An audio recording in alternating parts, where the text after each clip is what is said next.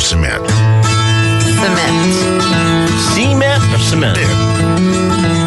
It can be said both ways, right? That's right. No, I think it's cement. Well, not when you were with Beverly Hillbillies. They went out. Remember, it was a cement pond. Well, I think it's cement. But cement is fine for a ditty. Well, I met my wife's friend, Cece, just the other day. CC. She said, I pictured you taller. That's what she did say. Really? I was curious for a moment at this puzzling event. Did she think that I was too short? Is that what Cece meant?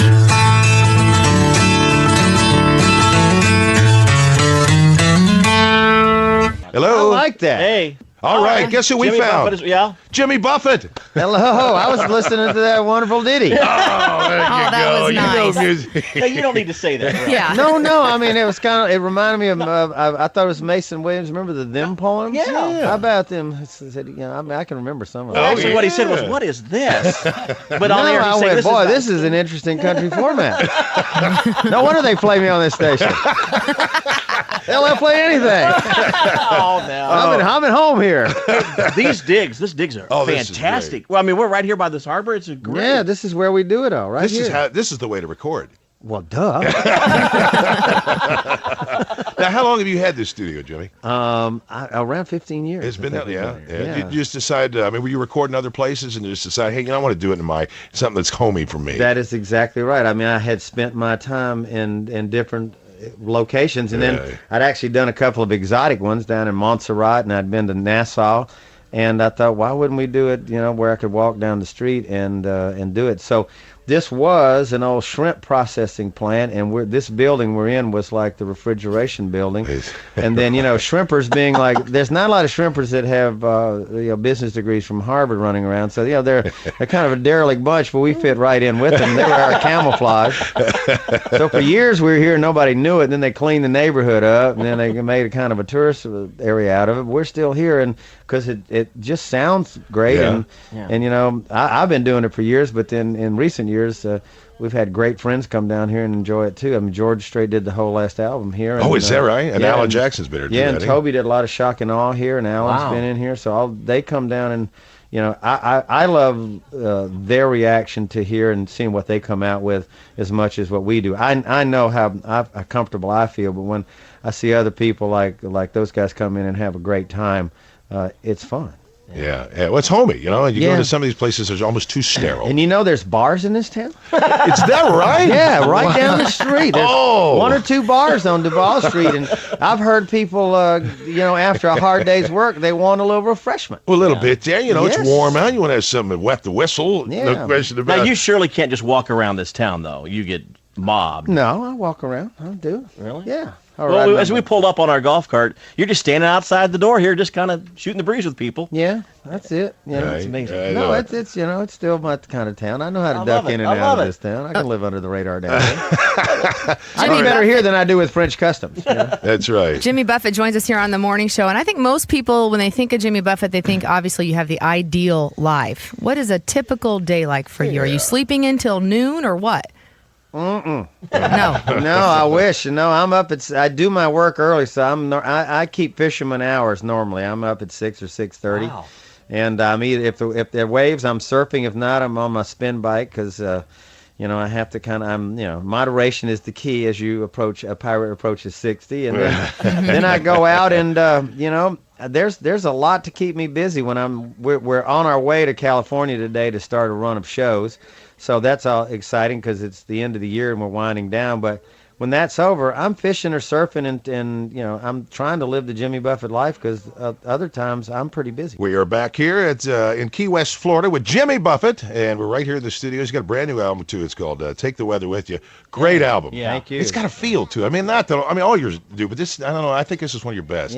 I tried to avoid a cloudy and 52 Yeah. feeling. It's more of a sunny 81 feeling. That's Now, what are you a perfectionist when it comes to putting together an album? Is it hard for you to say, this one's done, send it to the presses? No, I'm a capture the magic guy. The one thing that I did on this record, I mentally challenge myself to take a little more time in the writing process. I mean, the studio is set up to capture the magic, and that's one way to do it. And a lot of people will go in and try to dissect. I'm just not one of those kind of people, and so. But this time I wanted to take a little more time and selecting the songs. I just basically select the songs, but Mac McAnally and Mike Utley and the great musicians, they interpret. And, we still record in this room live. I mean, these days that's a rarity, but it's a full band sits in here, and that to me is the great magic that I really always look forward to when we do albums, is to get in a room with such great players, and they kind of make it work. So my job is to come in and basically I kind of select the material and then discuss it with them, and we may make some changes here or there. Like on this album, Everybody's on the Phone wasn't written when we started it, and it was I had the idea, but as we progressed, and then I got with Will Kimbrough here, and we went down to St. Barth to do some writing.